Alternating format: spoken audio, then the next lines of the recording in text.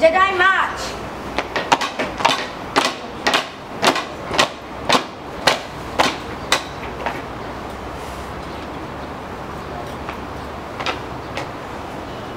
Command 626. 1, 2, 3. 1, 2, 3. A Jedi uses the Force for knowledge and defense, never for attack.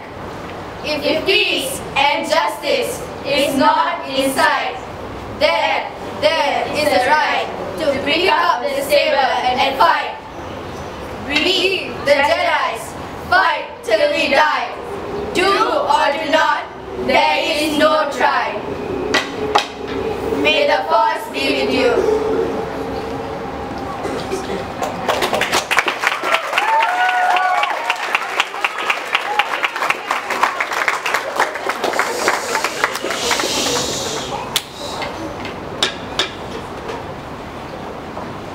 A long time ago, in a galaxy far, far away. It is a period of civil war.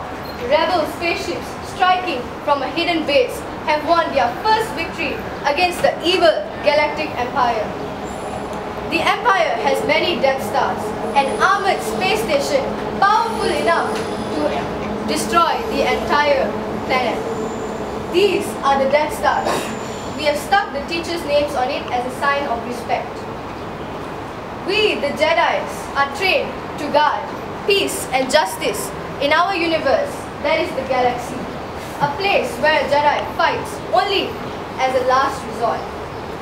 Being on the light side, we proudly hold weapons made with a blade of pure energy, the lightsabers, which we use to fight our mortal enemies. The atmosphere in the galaxy expects us to adhere to a strict code which includes concepts of developing rational thought, patience, and benevolence.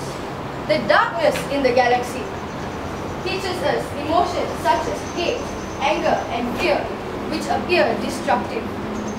Therefore, we are taught to purge such emotions, enhance our abilities.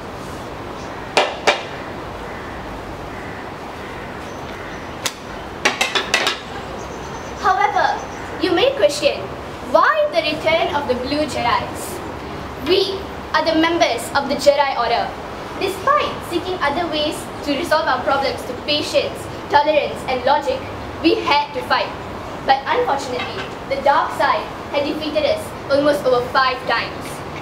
Although the Jedi Order was almost destroyed, a century later, it was carried on, in part due to the Skywalker family, who played important roles. Thus, that marks our return. But why blue Jedis out of all colors? Becoming a Jedi requires the most profound commitment and astute of mind. We believe that to attain the wisdom and the patience, auras of blue light surround us when our mind is stilled. This blue light signifies calmness, and it produces a radiance of strength to allow us to sense the future. In the broadly Navian galaxy, transportation and protection of the Jedis is an important practice. Therefore, the presence of spaceships and shuttles appeared.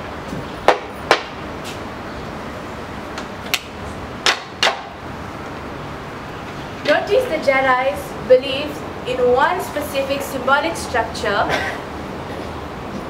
that appears to display in the Jedi Order and is also referred as the Holy Order of the Jedi Knights.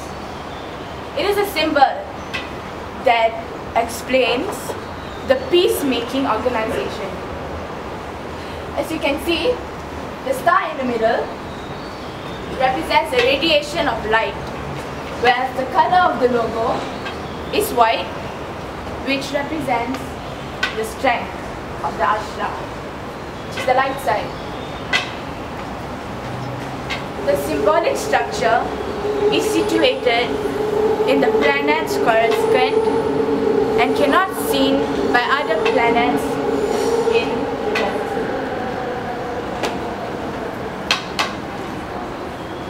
Command station, this is ST-123, code clearance blue. we are starting our approach. Deactivate the shield.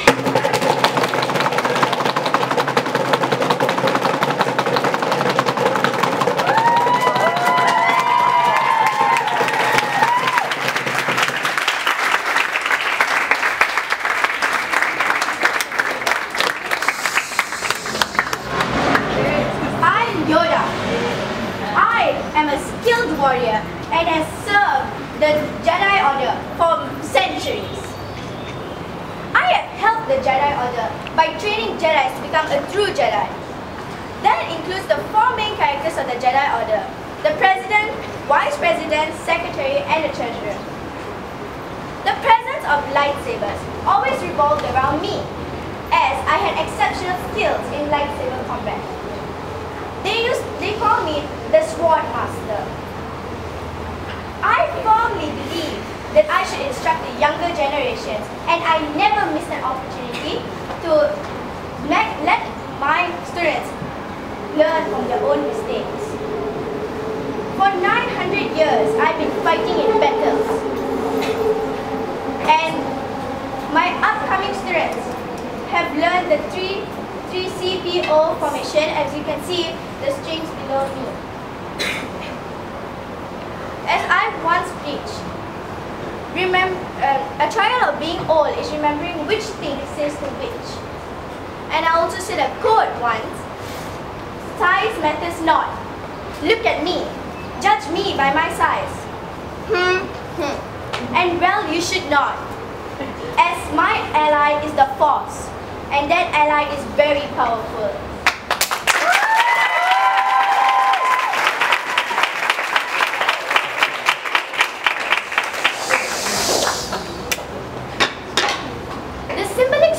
Present represent the Death Star. It's a moon-sized spacecraft of the dark side. Unfortunately, the Emperor and the Darth Vader underestimated the power of the Rebel Alliance as the Jedi's, as we emerged victorious in the defeat of the Death Star. The Death Star, on our wall, signifies the victory of the Jedi's.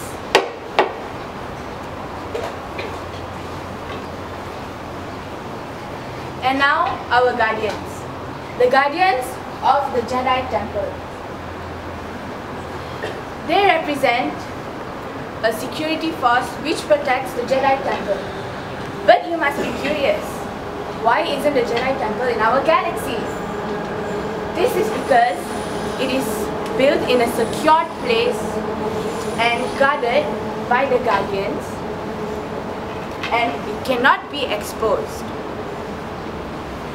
It is in the planet's Coruscant. The guardians of the Jedi Temple protected Master Yoda when he was recovering, to help him to recover so that he could achieve his visions of voices.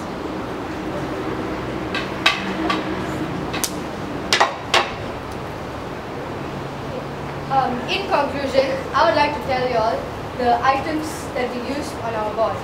All the items that we use are recycled items, such as newspapers, CDs, and boxes. So now you must be wondering, what has the Blue Jedis got to do with sports? The Blue Jedis, the Jedi Order, our inspiration, teaches us values such as team spirit, determination, and striving excellence. Therefore, we, the Blue Jedis, follow these teachings. This galaxy is our home.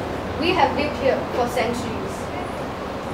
We would like to greet you with a warm welcome to our galaxy and invite you to meet our great Master Yoda.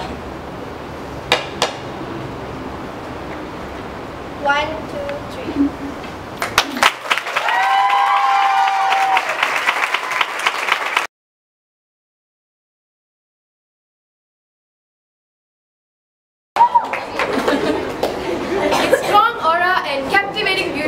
Leave you all speechless.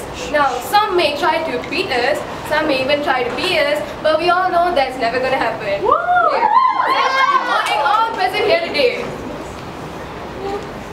I, Shweta, and my fellow friends here, Babjeevan, Beverly, Kritika, would love to enlighten you about our Mockingjay board. Now, notice the mockingjay over here, right? Now, all of us always think that it's all about the mockingjay, which is a bird, and it's about the props. Well, no, it's all about the symbols and the stories behind it, which is much more meaningful than what you see right here. Now, the props over here, now it's all been extracted from the Hunger Games trilogy. And if you notice over here, whenever the students walk by, they get the motivation and the inspiration to do it even better when they realize that all the things like their names and all the different kinds of stuff are being seen there. Before we carry on introducing you about the Mockingjay, our most significant and symbolic feature on the board, let me brief you a little bit on the plot of the Hunger Games itself. The Hunger Games is set in our world, but in a post-apocalyptic time. So the capital is the cruel government of the 12 districts of Manam. And as punishment for a revolution in the past, the capital created the Hunger Games, in which where one girl and one boy from each district are chosen every year to fight on live television until only one child remains. And this is to remind the districts of who's in power. And the districts hate the capital because of all the oppression, poverty and violence that they suffer from. But in one of the years where Katniss Everdeen, the main actress, volunteers to take over her sister's place for these games, she defies the capital by making them believe she, alongside Peeta, her partner in the games, will commit suicide by eating poison berries rather than kill each other. Katniss then becomes the most Katniss represents us and makes us the most loyal and represents our significance and our strength towards continuing to fighting on. And this fundamental event results in the rebellion. Now, let's move on to the more intriguing part of our presentation, which is the beauty and significance of everything on our board. Now, as you can see here on my right, there are 12 districts, and each district contributes to the economy of their government. Moving on, I'm assuming why everyone is cracking their heads and thinking why the senior names are written on the bread. Well, here's why. When Katniss was suffering from hunger and starvation, Peeta, her partner in the games, offered her a piece of bread. And this hit Katniss what kindness was all about, and for her to survive, she had to be determined. This realization made her pick up her bow and arrow and vow to survive. Speaking of bow and arrow, the feature of our board is the arrow carried by the Mockingjay. This is made out of plastic cable, copper wire and aluminium foil. The importance of this is that the arrow was Katniss's weapon of victory in the movie, which relates to the Yellow House always having a sense of direction towards victory. Secondly, before shooting an arrow, we always have to have an aim. And for us, the arrow is our guide in order to achieve our aims and goals. Last but not least, we all know an arrow, when shot, is extremely fast and powerful, and that definitely portrays the characteristics of each Yellow House member. Mockingjay. Now, we all think of a bird as something that's beautiful. When we look at it, we're like, wow, it's so pretty. Well, the difference about a mockingjay is that it represents power and it represents strength. Okay, and that's basically what Yellow House is. When you look at us, you see the power in us and you see the strength in us. And you also realize that when we are marching down the whole stadium, everyone's quiet. Why? Because you're all fearful of us. And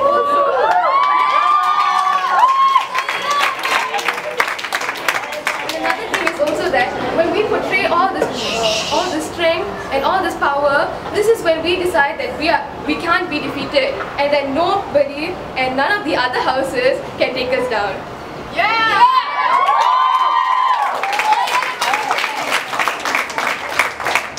Moving on to the wings. Okay, the wings are the key features to the Mockingjay because it shows how we soar to greater heights, and therefore emphasis is given to the wings with bright shining gold. So it basically represents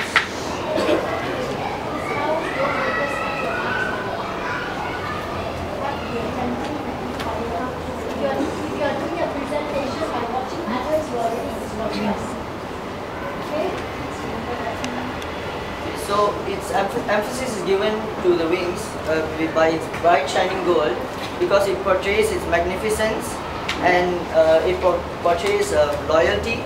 So no matter what, we stand up and loyalty is there in our houses. So we treat everyone fairly, even the younger generation. As you can see, the younger two here are wearing the wings, so we give them confidence and respect so they can lead in the future. The one thing that makes the yellow house ball stand out well is the position of the names of our fellow mockingjays. The mockingjay is outlined by all our members to signify how important each of our member is in yellow house. Even if one member is not there, we will not be able to attain victory, and this is what we realize. It also represents unity and the habit of synergizing. If you look closely, you see a beautiful flower that's surrounded and protected by the leaves. The leaves represent Heng-Chi, which is in the movie, that motivates the people of Panem to have the spirit to fight for justice, and the rose showcases purity and humility, which is what the yellow house would probably like to represent. We give no mercy, we give no chances. Fire is catching and you will burn. Thank you.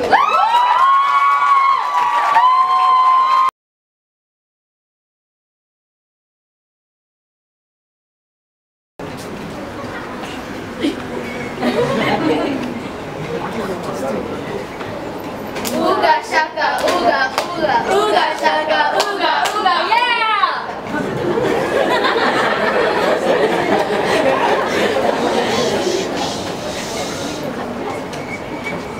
Who are the Guardians? Well, the Guardians are actually alien-like humanoids that came together from different planets to help fight Ronan, which is a villain who's trying to control the universe. Okay, so what do we do? Okay, so Peter, to fight Ronan, Peter Quill is this guy, known as Star-Lord also. So Peter Quill is known as Star-Lord, also Star-Lord. Yeah, and yeah, he's stuck into a group which contains of Groot, Rocket, and then Gamora and Drax. So they have to fight till victory and save their universe. You might be wondering, who are the 5 characters that Ashwinda has just spoke about? Well, I'll be talking about them. The first person I'll be talking about is Peter Quill, aka Star-Lord. He's half human, half alien, and he's the leader of the Guardians. He was abducted from Missouri, a place on planet Earth 616, by a group of alien thieves and smugglers called the Ravagers. He had a hard time growing up in an alien world, but he overcame it, and now he travels in space with his great choice of music, his music player, being a rogue, and a bit of a jerk, until he teams up with the rest of the Guardians and realizes the higher purpose for himself. Next, I will be talking about Gamora. Gamora is an orphan in the alien world who seeks redemption for her past crimes. She was trained by Thanos to become his personal assassin. Despite her flawless beauty, she's an assassin, a warrior, and a lethal killer. But the one thing that may save her also may doom her. I think she's a great way to show the power of women. Next, I will be talking about Rocket. He may look like your everyday, ordinary raccoon, but he's not. He's a genetically engineered raccoon who is a bounty hunter and a master of weapons and tactic battle. He's the only one in the group who understands Groot because they've been close for a very long time. This is why he seems to be standing on Groot's shoulders. Next, I will be talking about Groot. Despite his scary-looking tree-like structure, Groot is an innocent. He's 100% deadly and 100% lovable. He's just so caught up in Rocket's life. Lastly, I will talk about Drax the Destroyer. Drax is a warrior and is seeking vengeance against Ronan for killing his for killing his family members. Drax is fierce, strong, and is definitely a destroyer and a killer. He has many scarring patterns on his body. Many people say that this is tattoos. His tattoos represent a story, a significant life story of his. Despite all that he has been through, his battles just may be over now. You might be wondering, our story is set in space, but where? Planet Earth over here, as we all know, is actually Planet Earth 616. It doesn't serve a huge purpose in our Guardian story, but it is where it started. As in 1988, Peter Quill, aka Star-Lord, was abducted by space pirates called the Ravagers. And he was then taken to his current home planet, Xandar. Now, planet Marvel over here is actually just a planet of nothingness. But it was the planet that Peter Quill, Star-Lord, found this, the orb. He then took it to his home planet called Xandar. Xandar is the home of all the intergalactic civilians called Xandarians. It is also home of the Nova Corps, which, if you all are wondering, are the intergalactic military and police force. Without them, the entire Xandarian nation won't be what it is today, and it will never be safe from what's to come to them. Xandar is also the home of the final battle that ever happened between Ronan, the enemy, and our fellow Guardians. You might be wondering what our emblem symbolizes. Well, the star-looking shape in front represents their spaceship that the Guardians have travelled in. The colour blue represents loyalty of each of the members. The fire behind the spaceship represents the burning spirit of all the Guardians. The black fire represents space infinity and all of the Guardians' dark passes. The gold fire represents the unity of our team and how we will work together to fight for victory.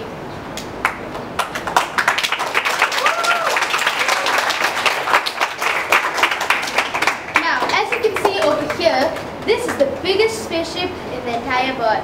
This is the Milano spaceship, and it was used by our fellow Guardians here to travel all over the galaxy to fight evil. It is also featured as a sign in our emblem. Now you might be wondering, why did we just take paper, cut it up and stick it on the board? Why did we put all these spaceships here and take so much time and so much effort to do it? Well, that also has a significance to our story. In the last ever battle between Ronan and our Guardians, everybody worked together in separate spaceships, in individual spaceships, and they helped defeat Ronan. As it says in our house, it's not only the secondaries that do it, it's not only the seniors that do it, but everybody matters. So with this, we show that despite our individuality, we can work together and fight for victory.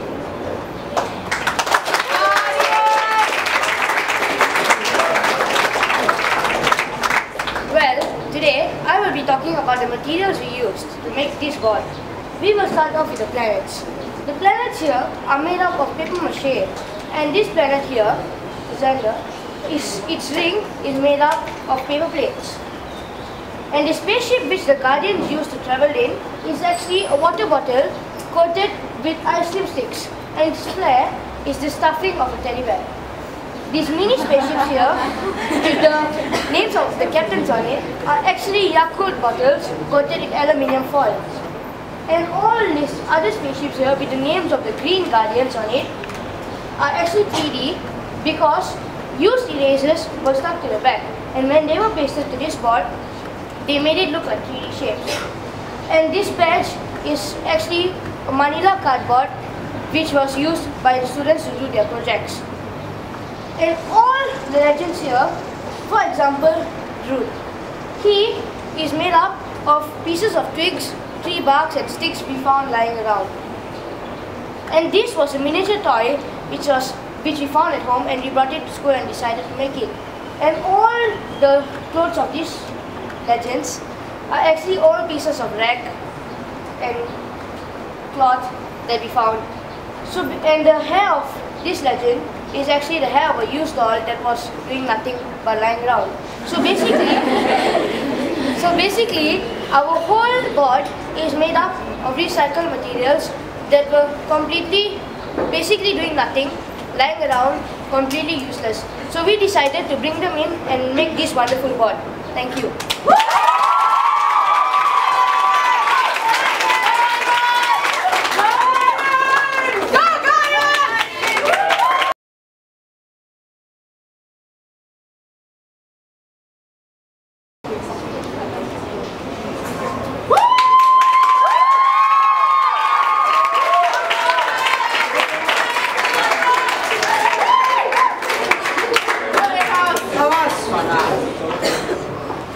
May Thorin be upon us.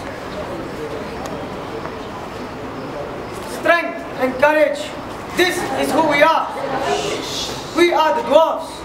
Before I start, I would like to say good morning to Madam CEO, teachers, and my fellow competitors. What is great about our board this year? Our board was made of full recycled material. This was an old paper. This was an excess from our shields. We had no use of it, so we used it as our borders. And this are bottle caps. Now, but we got these bottle caps from all our members, from all empty bottles. Why gold, you might ask, for these bottle caps? Well, because gold represents royalty, and we treasure all our members like gold.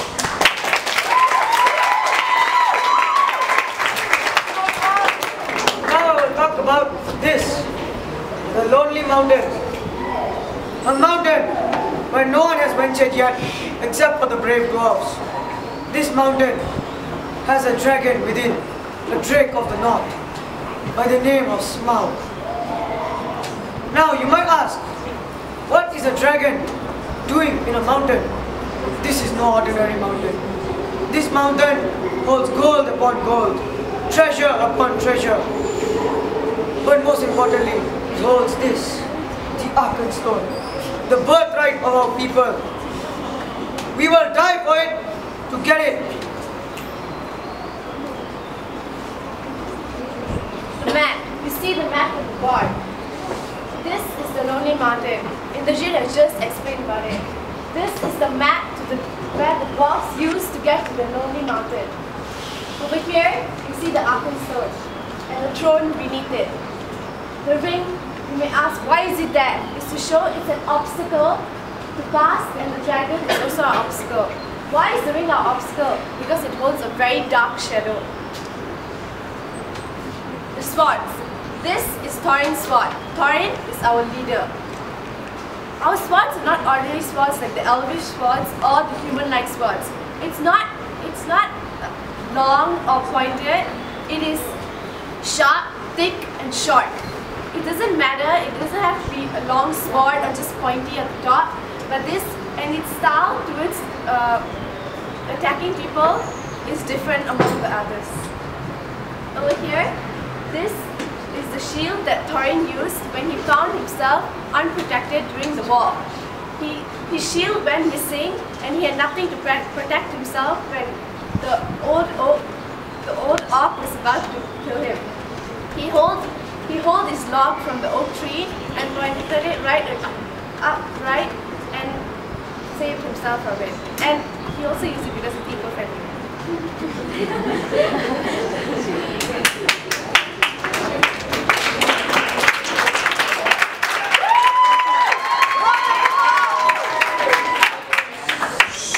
The fire, you may ask, what does it represent? It represents the other houses being burned during our march to victory on Sports Day. If you can see the color. The ring is, as Sanisha said, these two are the obstacles during on our journey back home. These two obstacles, they are very difficult to overcome. The ring was held by the hobbit which followed us during our journey back home. He kept the ring and took it from the one of the keepers of the ring. There were many rings, but one of them was lost by Saruman, the Dark Lord. He lost it, and the hobbit found it, or the name I called. He used it. Yeah, just put it down. Put it under your chin. Okay. The dwarves. We dwarves are ancient people. We are said to be born before the sun and moon. Over 250. We can live to over 250 years. We speak the language Kutzul, which is written in Critic, which was made by the elves. We have the fierce passion for gold, silver, and other treasures. We like to treasure all our members as one. We go in groups and never travel alone. We like to wear very fancy clothing. Both men and women have long hair and beards, that's why it's hard for them to actually differentiate men and women.